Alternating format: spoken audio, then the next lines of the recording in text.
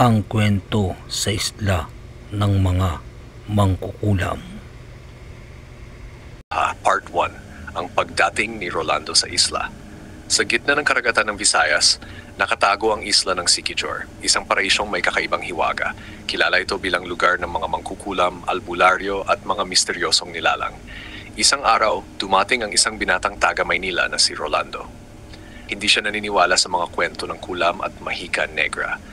Ang sabi niya sa mga kaibigan bago siya bumiyahe, open quote, mga kwento lang yan. Sa Maynila nga, wala namang ganyan, close quote. Kasama niya ang kababatan niyang si Mario na tubong Siquijor. Inalok siya nitong maglibot at ipakilala ang tunay na kultura ng isla. Pagdating nila sa baryo ng San Antonio, napansin agad ni Rolando ang kakaibang katahimikan. May mga bahay na sarado kahit tirik ang araw at halos bawat pinto ay may nakasabit na bawang, pulang tela at asin. Open quote, Mario, parang takot ang mga tao dito ni Rolando. Hindi takot, sagot ni Mario. Nag-iingat sila. Dito nakatira ang mga pinakakilalang manggagamot at mangkukulam. Tandaan mo, Roland, huwag kang mangungutya. Mapanganib yon. Nagpatuloy sila hanggang sa marating nila ang isang lumang kubo sa gilid ng gubat. Doon nakatira ang matandang mangkukulam na kilala sa pangalang Lola Dalisay. Nang kumatok sila, agad bumukas ang pinto.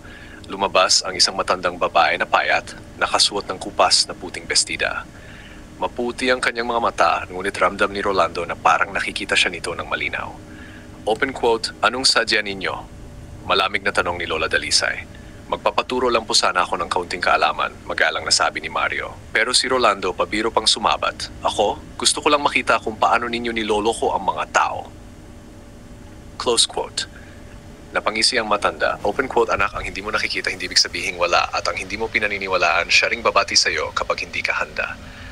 Close quote. Napangiti si Rolando pero sa dibdib niya may biglang bumigat. Hindi niya alam na ang kanyang biro ang magiging susi para magsimula ang bangungot sa isla. Ang mga yabag sa bubong. Kinagabihan, nanuluyan sina Rolando at Mario sa lumang bahay ng pamilya ni Mario. Payak lang ang bahay na gawa sa kahoy, ngunit nasa tabi ito ng kagubatan kaya medyo nakakatakot kapag gabi. Habang nakahiga si Rolando, patuloy niyang iniisip ang mga sinabi ni Lola Dalisay. Open quote, ang hindi mo pinaniniwalaan, siya ring babati sa'yo. Close quote. Napangisi siya at bumulong sa sarili. Open quote. Ewan ko ba sa kanila, sa Maynila wala namang ganyan. Siguro para lang kumita sila. Close quote. Subalit bago pa man siya makatulog, biglang may narinig na malalakas na yabag sa bubong. Tok! Tok! Parang may mabigat na nilalang na naglalakad sa ibabaw ng bahay. Open quote. Mario, naririnig mo ba yon? Bulalas ni Rolando. Nagising si Mario at sa halip na sumilip, agad itong bumangon at kinuha ang isang maliit na bote ng langis na amoy matapang. Binuksan niya ito at pinahiran ang pinto at bintana. Open quote.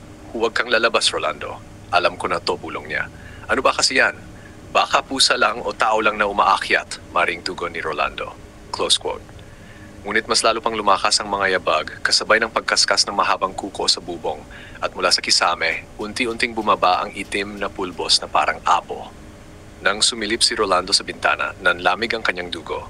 Nakita niya ang mga anino sa labas, mahahaba, payat at baluktot ang katawan. Para mga tao ngunit walang ulo, gumagalaw sila sa paligid ng bahay, paikot-ikot na tila may hinihintay. Biglang may babae na nakasuot ng puti ang tumayo sa ilalim ng puno ng balete sa tapat ng bahay. Nakatalikod ito at umiiyak ng mahina. Open quote, Mario, may babae sa labas. Mukhang kailangan ng tulong, sabi ni Rolando. Close quote, napamulagat si Mario. Open quote, huwag kang lalabas at huwag kang lalapit kapag tinawag ka niya. Close quote. Ngunit matigas ang ulo ni Rolando. Lumabas siya kahit pinipigilan ng kaibigan. Habang palapit siya, naririnig niya ang pag-iyak ng babae. Open quote. Miss, okay ka lang ba? Tanong niya. Close quote. Dahan-dahan itong lumingon. Ngunit imbes na mukha, isang walang laman at itim na kawalan ang tumambad. Parang butas na walang hanggan. Napatakbo si Rolando pabalik. Ngunit pakiramdam niya mabigat ang kanyang mga paa. Tila may humihila pababa. Kasabay noon, narinig niya ang bulong ng mga anino. Open quote. Hindi ka naniniwala. Hindi ka naniniwala. Close quote. Sa huling sandali bago siya abutan, nahila siya ni Mario pabalik sa loob ng bahay. Agad siyang binuhusan ng langis na may orasyon at biglang naglaho ang mga yabag at anino. Humihingal si Rolando, nanginginig at namumutla. Open quote, Mario, anong nangyari yon?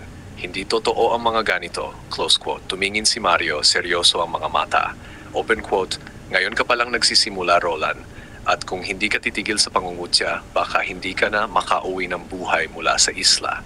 Babae sa balete, kinabukasan maagang nagising si Rolando.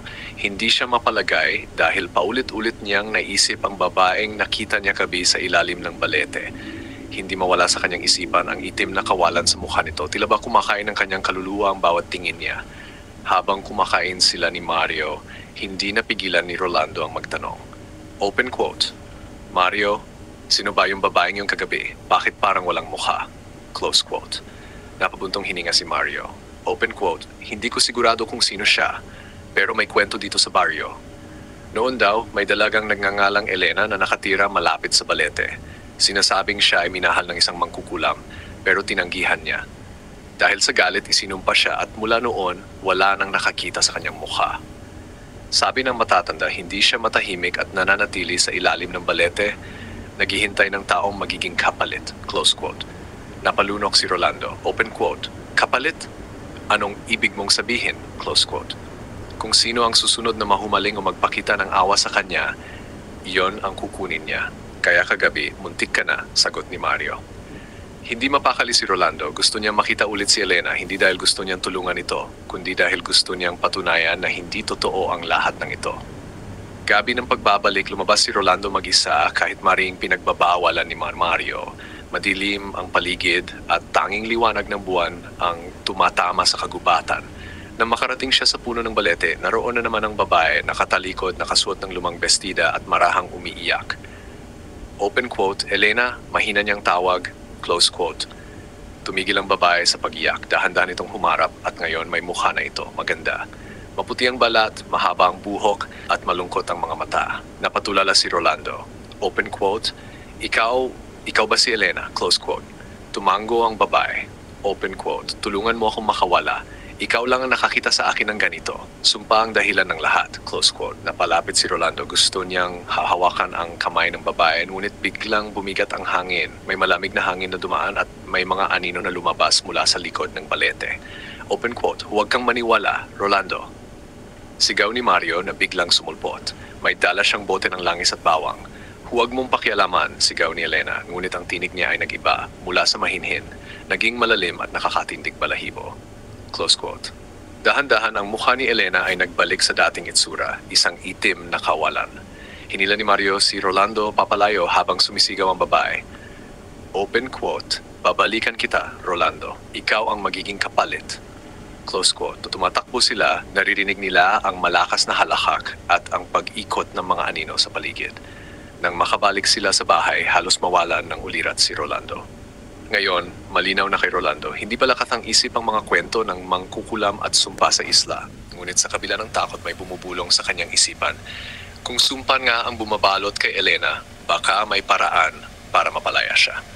Abangan ang mga susunod na mga kwento dito lang sa KLTV, Kwentong Kababalagan. Maraming salamat po sa inyong suporta. Paalala, itong mga video na to or mga kwento ay hindi para manakot. Ito'y for entertainment purpose only. Salamat po.